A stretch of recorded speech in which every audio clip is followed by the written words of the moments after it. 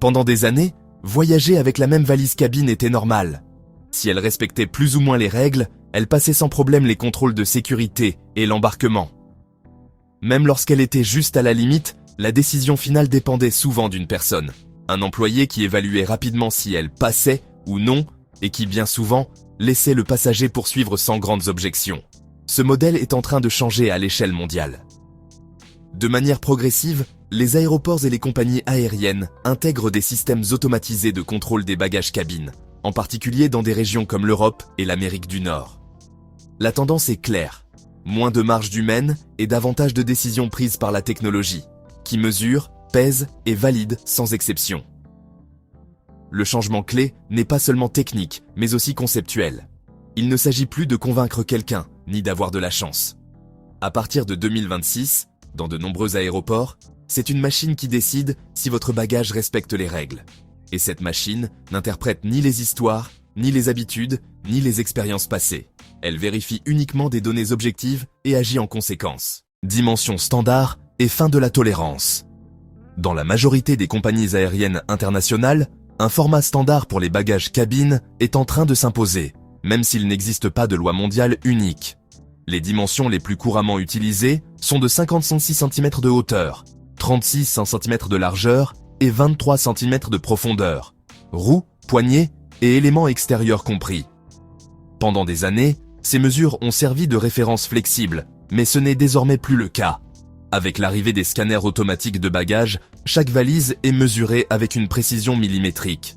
Si elle dépasse ne serait-ce que d'1 centimètre, même à cause d'une poignée ou des roues, le système la rejette automatiquement. Peu importe que la valise ait été acceptée pendant des années ou qu'il s'agisse d'une marque reconnue. Si elle ne respecte pas les normes, elle ne passe pas.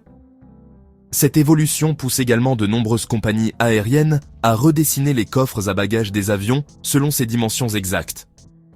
En pratique, cela signifie que les bagages qui ne correspondent pas aux standards ne voyagent tout simplement plus en cabine, sans possibilité d'ajustement de dernière minute. Le poids invisible et les nouveaux contrôles silencieux. Pendant longtemps, le poids des bagages cabine a été un aspect secondaire. Tant que la valise entrait dans le compartiment supérieur ou sous le siège, il était rare que son poids réel soit contrôlé.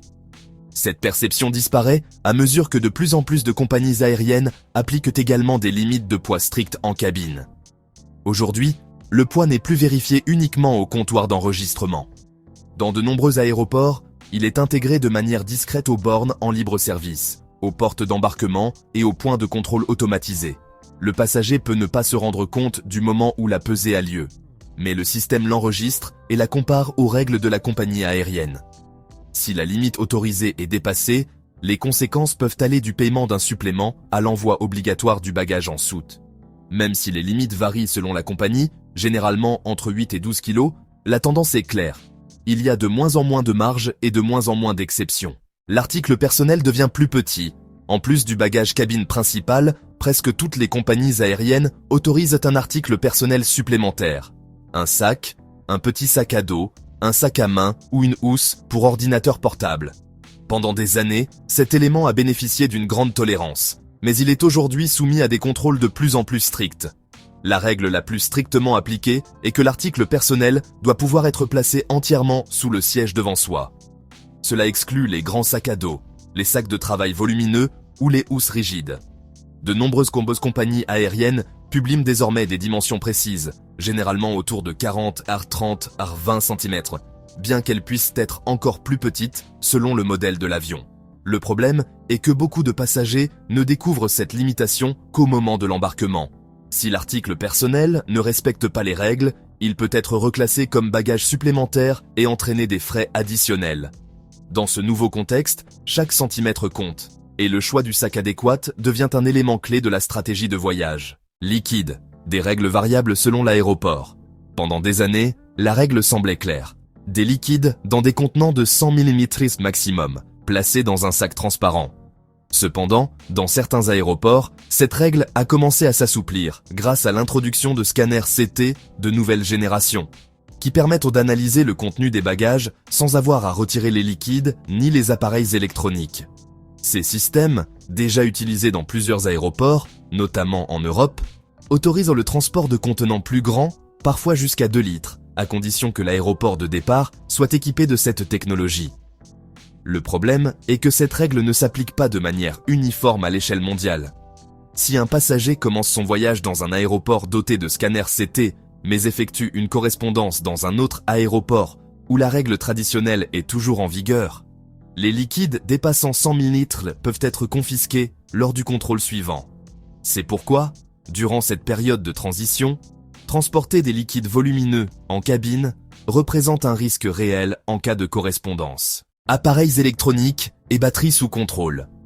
Dans de nombreux aéroports à travers le monde, en particulier sur les vols internationaux et dans les régions aux normes de sécurité élevées, il est exigé que les appareils électroniques puissent être allumés lors du contrôle. Téléphones, ordinateurs portables, tablettes, appareils photo et batteries externes peuvent être demandés pour une vérification rapide. Si un appareil ne s'allume pas, il peut être retenu ou ne pas être autorisé à voyager en cabine. À cela s'ajoutent les réglementations concernant les batteries au lithium qui reposent sur leur capacité mesurée en watts, VOH.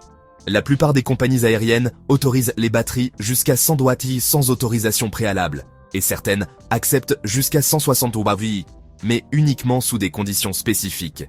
De nombreuses batteries externes dépassent ces limites sans que l'utilisateur s'en rende compte, car les informations sont souvent imprimées en très petits caractères ou sont difficiles à interpréter. Pour cette raison, il devient essentiel de vérifier avant le départ la capacité réelle des powerbanks et de voyager avec tous les appareils suffisamment chargés.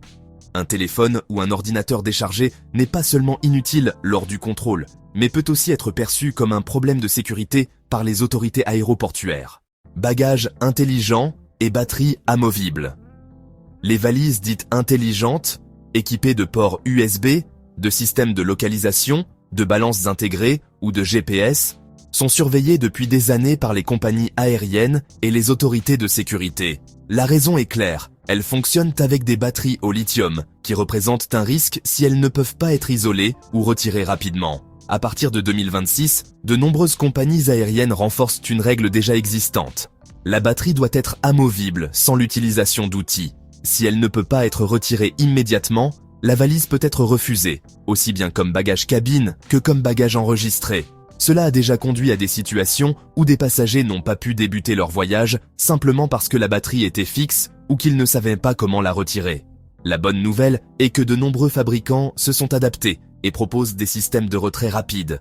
Avant de voyager, il est essentiel de vérifier si la batterie de la valise peut être facilement retirée et de la transporter séparément dans le bagage cabine. Pouvoir démontrer cette connaissance lors du contrôle de sécurité permet souvent d'éviter des retards et des conflits inutiles. L'espace en cabine est le nouveau paradigme du voyage. L'espace dans les coffres à bagages supérieurs est devenu l'une des ressources les plus disputées à bord. Avec des vols de plus en plus complets et un nombre croissant de passagers voyageant uniquement avec un bagage cabine, il n'est plus garanti qu'il y ait de la place pour toutes les valises, en particulier pour ceux qui embarquent en dernier. Dans ces cas-là, le bagage peut être envoyé en soute de manière obligatoire, sans possibilité de choix. S'ajoute à cela un autre contrôle moins connu, la limite totale du nombre d'appareils électroniques équipés de batteries au lithium qu'un passager est autorisé à transporter. De nombreuses compagnies aériennes et autorités fixent un maximum, généralement entre 15 et 20 appareils, qui peut être atteint facilement sans que le voyageur s'en rende compte, lorsqu'il transporte plusieurs appareils et accessoires électroniques. Tout cela reflète un changement profond dans la manière de voyager. Voyager en avion ne repose plus sur l'improvisation ou sur la confiance dans la flexibilité du système, mais sur la stratégie, l'information et la préparation en amont. Chaque centimètre, chaque gramme et chaque appareil compte, et comprendre ces règles est devenu une partie essentielle du voyage moderne.